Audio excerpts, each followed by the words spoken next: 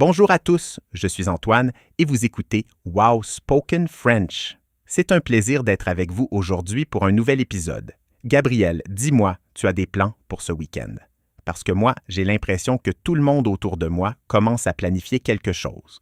Bonjour tout le monde, moi c'est Gabrielle et je suis vraiment contente d'être là avec vous aujourd'hui. Alors Antoine, oui, j'ai justement reçu plusieurs messages de mes amis hier soir. On parle de se retrouver quelque part ce week-end, mais on n'a encore rien décidé de précis. C'est toujours un peu le chaos dans notre groupe de messages. Haha, le fameux groupe de messages entre amis, on connaît tout ça. Tout le monde parle en même temps, tout le monde dit oui, et à la fin, personne ne sait vraiment ce qui est décidé. C'est un peu comme une réunion qui n'a pas de conclusion. Et vous pensez faire quoi exactement? Parce que moi aussi, j'ai des amis qui veulent sortir ce week-end, mais personne ne sait vraiment où aller. C'est tellement vrai. Hier soir j'ai compté et il y avait plus de 30 messages dans notre groupe en moins d'une heure et on n'avait toujours pas décidé quoi faire. Mais bon, il y a plusieurs idées qui sont sur la table. Sophie veut absolument aller dans ce nouveau restaurant en ville. Elle dit que la nourriture est fantastique et que le cadre est très joli. Marc, lui, préfère quelque chose de plus actif et propose une randonnée en forêt. Et moi, honnêtement, les deux me semblent très bien. Ah, le restaurant ou la randonnée, ce sont deux ambiances complètement différentes. Et auditeurs, voilà une question pour vous dès le début de cet épisode. Si vous deviez choisir entre un beau restaurant et une randonnée en nature, qu'est-ce que vous choisiriez? Laissez votre réponse dans les commentaires, on adore vous lire. Mais dis-moi, Gabriel, quel temps il fait ce week-end chez toi? Bonne question. J'ai regardé la météo ce matin sur mon téléphone et les prévisions disent qu'on aura du soleil samedi, peut-être quelques nuages, mais globalement une belle journée. Dimanche, par contre, il pourrait pleuvoir un peu. Donc si on veut profiter de la nature et faire la randonnée, samedi serait parfait. Et le restaurant, ça peut aller n'importe quel jour, évidemment. Ah voilà, la météo décide souvent pour nous. Et c'est logique de planifier en fonction du temps. Une randonnée sous la pluie, c'est possible, mais c'est beaucoup moins agréable. Surtout si on veut profiter du paysage et prendre de belles photos. Et toi, Gabriel, tu aimes les randonnées en général? Tu es plutôt sportive? Haha, sportive? Non, pas vraiment. Je suis plutôt du genre à apprécier une belle promenade tranquille où on peut discuter en marchant, observer la nature et s'arrêter pour admirer la vue de temps en temps. Je ne suis pas du genre à courir ou à grimper des montagnes. Marc, lui, est beaucoup plus sportif que moi. Il court 3 fois par semaine et il fait du vélo le week-end. Haha, vous êtes complémentaires alors dans le groupe. Et c'est bien, ça. Un groupe d'amis avec des personnalités différentes, c'est enrichissant. Moi, personnellement, je suis quelque part au milieu. J'aime bouger, mais j'aime aussi les moments de repos.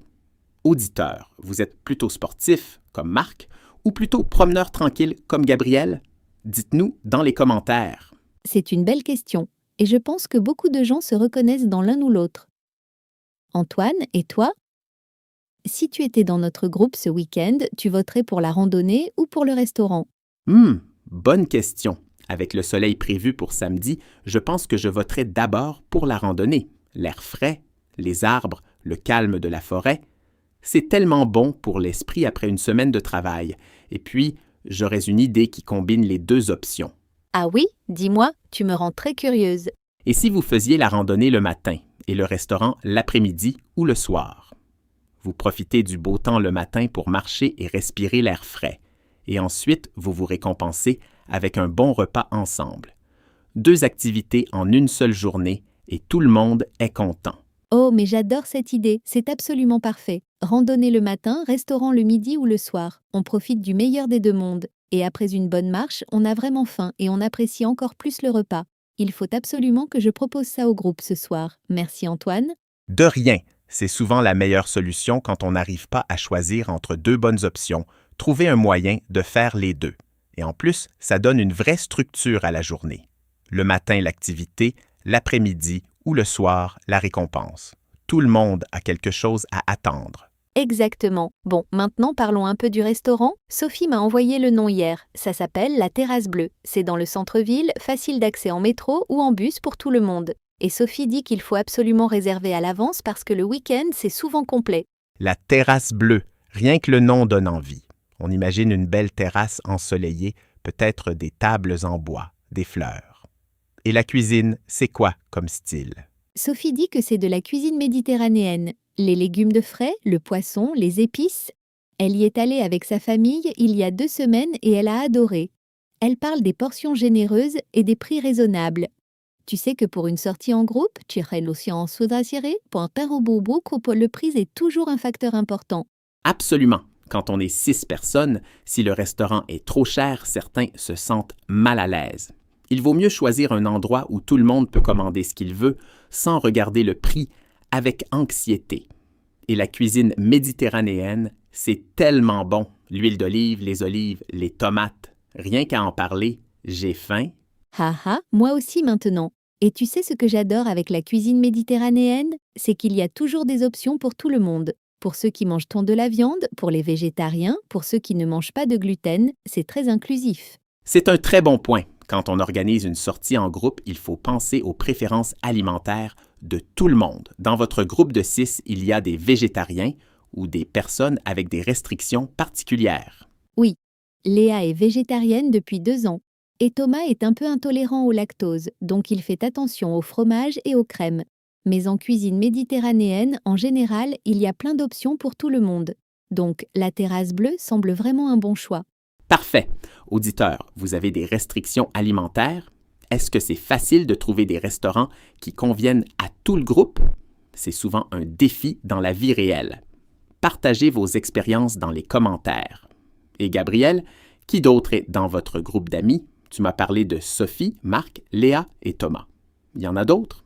Oui, il y a aussi Julie. Julie est la copine de Thomas. Ils sont ensemble depuis environ 8 mois maintenant. Elle s'intègre vraiment bien dans notre groupe. Au début, c'est toujours un peu étrange quand quelqu'un de nouveau rejoint un groupe qui se connaît depuis longtemps, mais Julie est très sympa et drôle. On l'a vraiment adoptée. C'est bien quand les nouvelles personnes s'intègrent naturellement. Ça dépend beaucoup de la personnalité de chacun. Certaines personnes sont à l'aise dans un nouveau groupe tout de suite et d'autres ont besoin de plus de temps. Et vous vous connaissez depuis combien de temps, vous, les 5 de base? On se connaît depuis le lycée pour la plupart. Sophie, Marc et moi, on était dans la même classe en terminale. Léa, on l'a rencontrée à l'université et Thomas, c'est un collègue de Marc. Donc on vient d'horizons différents, mais on s'entend très bien. C'est notre amitié qui nous unit, pas forcément notre passé commun. C'est beau et c'est ça qui montre la vraie valeur d'une amitié.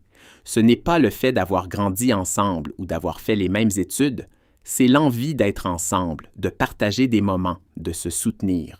Auditeurs, vos meilleurs amis, vous les avez rencontrés où? À l'école, au travail, dans votre quartier? Dites-nous. C'est une question qui me touche beaucoup. Moi, mes amis les plus importants, je les ai rencontrés à des moments clés de ma vie. Et chacun représente une période différente. C'est comme si on avait des amis de différentes saisons de notre vie. J'aime beaucoup cette façon de le dire. Des amis de différentes saisons. C'est très poétique et très vrai. Bon, et Sophie, tu as mentionné qu'elle avait une surprise ou une nouvelle à annoncer ce week-end.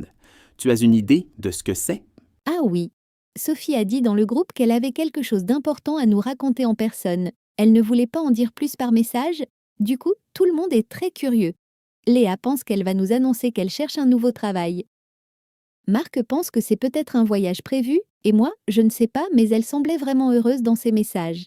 Quand quelqu'un est heureux et garde un secret, c'est généralement une bonne nouvelle. Est-ce qu'elle a un copain en ce moment? Je pose la question parce que parfois les grandes annonces dans les groupes d'amis, c'est souvent une relation amoureuse. Haha. Tu es observateur? En fait, Sophie est célibataire depuis environ 1 an.